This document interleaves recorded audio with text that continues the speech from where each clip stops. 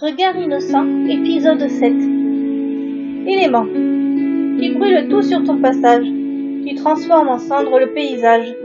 Tu bouges et rougeois de colère, toi le feu du centre de la terre. Tu gèles tout ce que tu touches, toi la glace couleur blanche. Tu refroidis tous nos corps, et tu nous endors encore. Tu nous décoiffes sous ta puissance, tout s'envole sous ta nuisance. Tu es le vent, source des courants. Tu es tempête, source des tourments. Nous te ressentons sous nos pieds. Tu bouges lorsque tu te déplaces en bien. Tu es la puissance de la terre qui détruit toutes les frontières. On ne se méfie jamais de l'eau qui dort. Pourtant, tu as détruit bien des ports.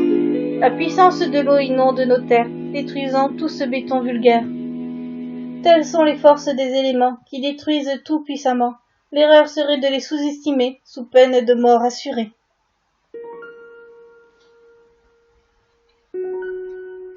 Les oiseaux de nuit.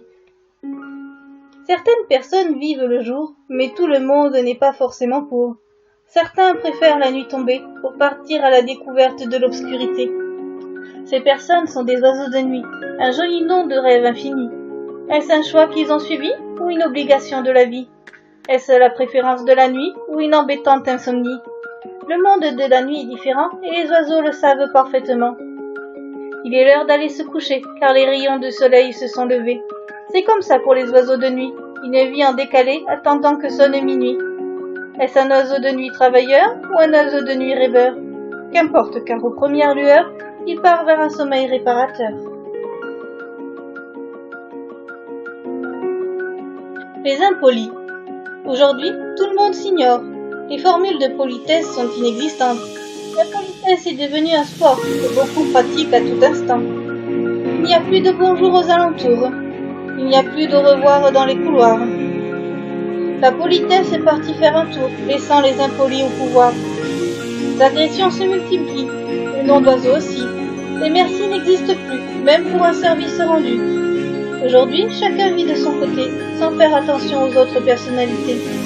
Tout le monde vit dans sa bulle, tels des robots qui déambulent. Personne ne sait plus s'excuser. Tout est prétexte à s'énerver. Il n'y a plus aucun respect. La politesse s'est envolée. Ah, le monde va finir comment si la politesse n'est plus maintenant? Voilà quelque chose en voie de disparition, auquel pourtant il faut faire vraiment attention.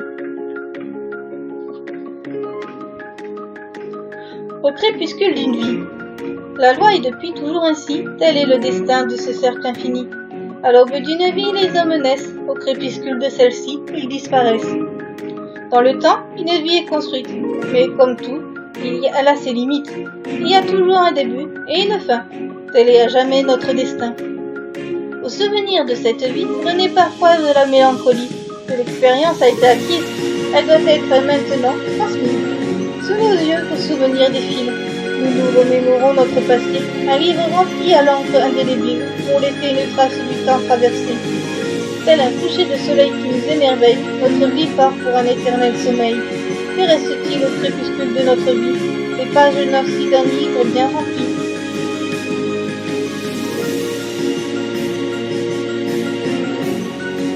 Entre les réalités. Entre les réalités, je me sens effrayée. Entre les réalités, je me sens perturbée. Entre les réalités, je me sens égarée. Je ne sais plus où se trouve la vérité. Me suis-je perdue il y a de cela longtemps? Je dois avouer, je ne sais plus vraiment. Où se trouve donc la vérité? Sans doute dans la réalité. Maintenant, qui viendra me sauver? Je me suis tant de fois égarée. Où est donc le bon endroit? C'est un vrai chemin de croix. Sortirai-je un jour de ce cauchemar? Car là, j'en ai vraiment marre. Quelle est la bonne réalité? J'ai peur de me fourvoyer. J'erre entre les réalités. Le bon chemin, je dois retrouver. Je me suis encore égarée à la recherche de ma vérité.